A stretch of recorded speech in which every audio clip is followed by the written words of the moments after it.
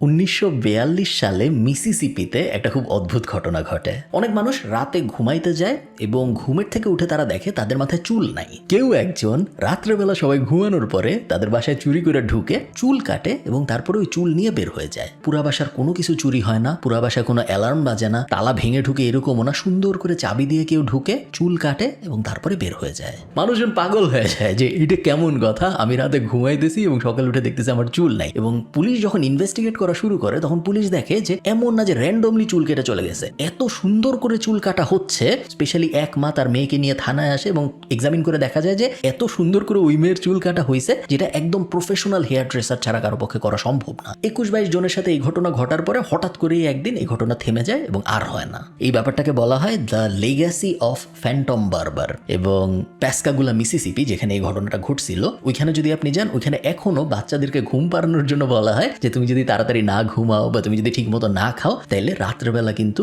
এই বারবার এসে তোমার চুল কেটে নিয়ে চলে যাবে। এবং এটা ওখানকার একটা লোকগাথা হয়ে গেছে এবং এটা একটা অমীমাংসিত রহস্য যে কিভাবে আসলে হয়েছে বা কে করছে বা কেনই বা করছে।